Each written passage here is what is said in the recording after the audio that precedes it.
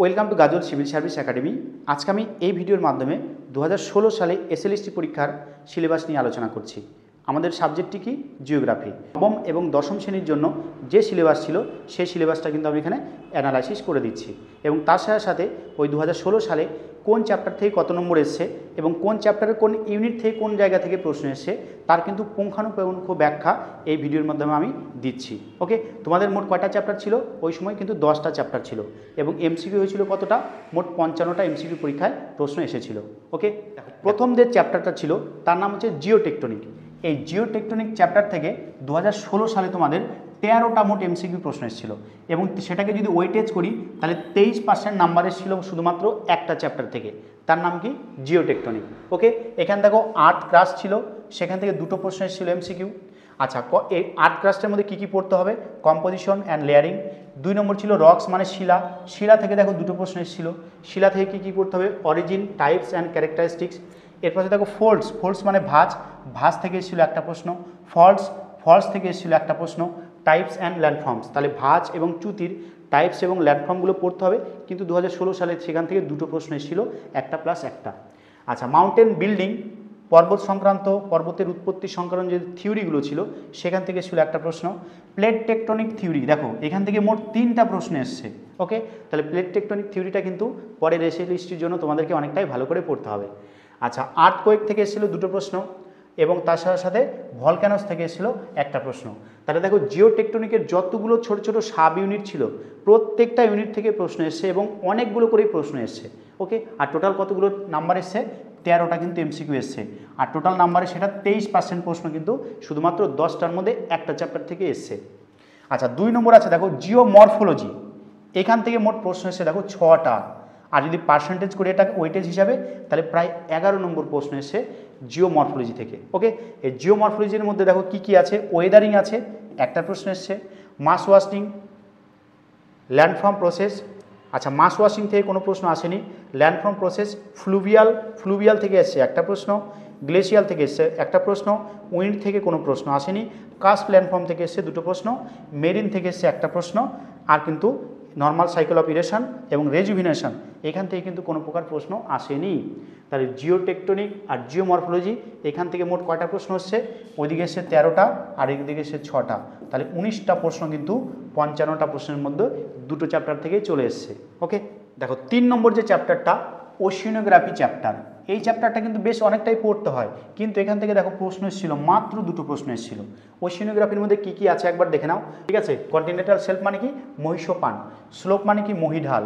Ocean current, Ocean current মানে হচ্ছে সমুদ্রের যে স্রোত সেইগুলো। টোপোগ্রাফি অফ ওশিয়ান ফ্লোর মানে সমুদ্রের তলদেশের যে ভূপ্রকৃতি সেইগুলো জানতে হবে। ওশিয়ান ডিপোজিট, ঠিক আছে, সমুদ্রের তলদেশে যে জৈব অবক্ষেপ সঞ্চয় হয় সেটা। রিসোর্স অফ দ্য ওশিয়ানস, সমুদ্রের যে প্রাকৃতিক সম্পদগুলো আছে সেইগুলো। আচ্ছা, স্যালিনিটি, সমুদ্র জলের লবণতা। টেম্পারেচার অফ ওশিয়ান ওয়াটার এবং সমুদ্র জলের উষ্ণতা। এই লবণতা এবং উষ্ণতা থেকে মাত্র দুটো প্রশ্ন কিন্তু তোমাদের 2016 সালের এসএলএসটিতে এসেছিল। ডি নম্বর বা 4 নম্বর যে চ্যাপ্টারটা সেটা হচ্ছে ক্লাইমেটোলজি। এখান থেকে দেখো মাত্র দুটো প্রশ্ন পরীক্ষাতে এসেছিল।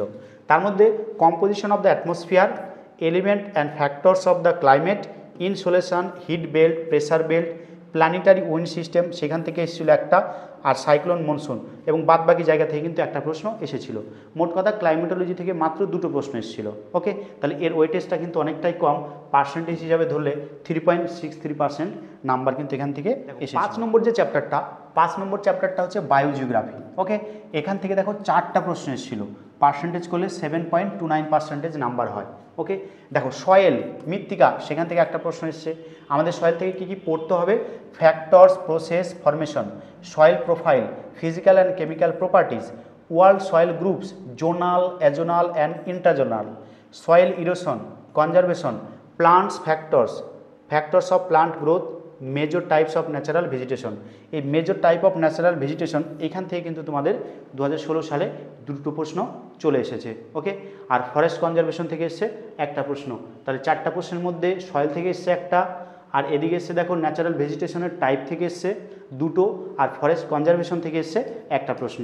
এই গেল কিন্তু তোমাদের বায়োজিওগ্রাফি। তাহলে 5টা চ্যাপ্টার কিন্তু অ্যানালাইসিস করা হয়ে গেল। এখান থেকে দেখো মাত্র 3টা প্রশ্ন এসেছিল। ওকে, এই এনভায়রনমেন্টাল জিওগ্রাফিতে কি কি পড়তে হয় দেখো, বাস্তুতন্ত্র, এই বাস্তুতন্ত্র থেকে দেখো অলরেডি 2টো প্রশ্ন চলে এসেছে।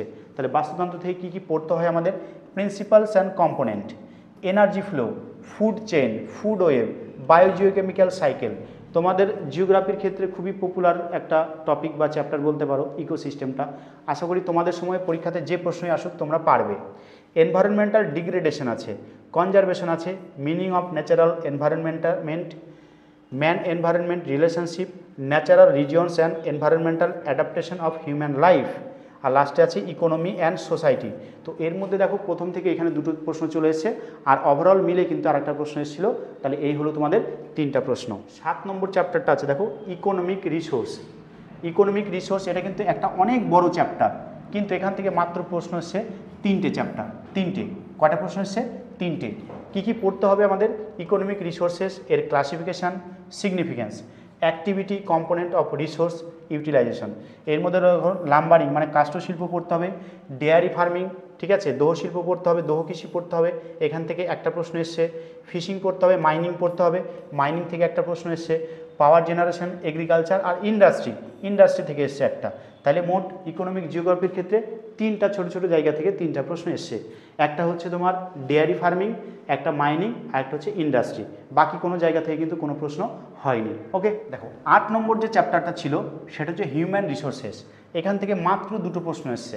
পড়তে হয় অনেক কিছু, পপুলেশন, তার গ্রোথ, ডিস্ট্রিবিউশন, সেক্স কম্পোজিশন, এখান থেকে এসছে 1 নম্বর প্রশ্ন। মাইগ্রেশন, এখান থেকে এসছে 1 নম্বর প্রশ্ন। Occupational composition, comparison between developed and developing Nations. তো এত বড় চ্যাপ্টারটার মধ্যে মাত্র 3টা প্রশ্ন এসছে। একটা এসছে সেক্স কম্পোজিশন থেকে, একটা এসছে মাইগ্রেশন থেকে, একটা হচ্ছে মাইগ্রেশন আর একটা হচ্ছে সেক্স কম্পোজিশন থেকে। তাহলে এটা কমপ্লিট। আচ্ছা, 9 নম্বর চ্যাপ্টার ভীষণ important, regional geography of India, অর্থাৎ ভারতের ভূগোল। এখান থেকে দেখো মোট 8টা কিন্তু এমসিকিউ প্রশ্ন এসছে। এটা কিন্তু একটা বড় নাম্বার এসছে এখান থেকে। ওকে, 8 নম্বর এসছে, আর পার্সেন্টেজ যদি করি প্রায় 15% নম্বর এসছে এই চ্যাপ্টার থেকে। ওকে, দেখো রিলিফ মানে ভূপ্রকৃতি, ভূপ্রকৃতি থেকে এসছে 3টা প্রশ্ন। আচ্ছা, ড্রেনেজ থেকে এসছে একটা প্রশ্ন, ক্লাইমেট থেকে এসছে একটা প্রশ্ন। আচ্ছা, আমাদের soil, forest resources, mineral resources, power resources, irrigation, agriculture, industry, industry থেকে এসছে দেখো 1 নম্বর। Okay, population, trade and commerce, transport, transport থেকে এসছে 1 নম্বর। ঠিক আছে, এইভাবে কিন্তু আমাদের মোট 8টা প্রশ্ন এসছে ভারতের ভূগোল থেকে। ওকে, তাহলে 9 নম্বর চ্যাপ্টার আমাদের হয়ে গেল। 10 নম্বর চ্যাপ্টারটা আছে দেখো, এবং সবচেয়ে বেশি ইম্পর্ট্যান্ট চ্যাপ্টার তোমাদের এই 10 নম্বর চ্যাপ্টারটা। এসএলএসটিতে যদি চাকরি পেতে হয় তাহলে 3টা চ্যাপ্টার 4টা চ্যাপ্টারে স্ট্রং হতেই হবে। একটা জিওটেকটনিক, একটা জিওমরফোলজি, একটা ভারতের ভূগোল, আর একটা হচ্ছে যে প্র্যাকটিক্যালের যে পার্টটা আছে। এই 4টা চ্যাপ্টারে কোনো প্রশ্ন ভুল করা চলবে না, ফুল নাম্বার তুলতে হবে, তাহলে কিন্তু তোমার এসএলএসটিতে জব হবে। আচ্ছা, এখানে দেখো স্ট্যাটিস্টিক্স অ্যান্ড কার্টোগ্রাফিক টেকনিক্স, এখান থেকে দেখো 2016 সালে মোট 12টা প্রশ্ন এসছে, এবং পার্সেন্টেজ যদি ওয়েটেজ করি তাহলে প্রায় 22% নাম্বার এসছে এই চ্যাপ্টার থেকে। কি কি আছে দেখো, স্কেল থেকে কিন্তু 2016 সালে একটা প্রশ্নও আসেনি। ওকে, কার্টোগ্রাফিক টেকনিক অফ রিপ্রেজেন্টেশন, এখান থেকে এসছে 2টো কিন্তু প্রশ্ন।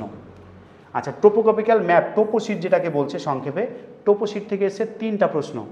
ম্যাপ প্রজেকশন থেকে এসছে 2টো প্রশ্ন, আর স্ট্যাটিস্টিক্যাল টেকনিকগুলো থেকে এসছে 5টা প্রশ্ন। তাহলে ভাবো এই প্র্যাকটিক্যালের যে অংশটা এটাতে কতটা এর ওয়েটেজ দেখো কত পার্সেন্ট, প্রায় 22% টোটাল নাম্বারের ক্ষেত্রে। ওকে, তাহলে এখন বলে দিচ্ছি তোমাদের মোট 4টা চ্যাপ্টার। একটা হচ্ছে জিওটেকটনিক,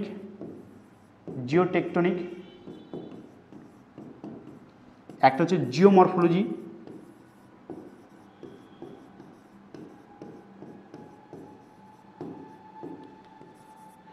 একটা হচ্ছে ইন্ডিয়ান জিওগ্রাফি বা রিজিওনাল জিওগ্রাফি যেটাকে বলছে, আর 4 নম্বর হচ্ছে প্র্যাকটিক্যাল জিওগ্রাফি, যেটা হচ্ছে স্কেল আছে, কার্টোগ্রাফিক টেকনিক আছে, আর কিছু স্ট্যাটিস্টিক্যাল মেথড আর প্রজেকশন আছে। ওকে, তাহলে প্র্যাকটিক্যাল জিওগ্রাফি। তাহলে এই কয়টা চ্যাপ্টার যদি ভালো করে পড়ো, বা এই চ্যাপ্টারগুলো থেকে আর কি 2016 সালে এসছে মোট 39টা নাম্বার এসছে। কতগুলোর মধ্যে?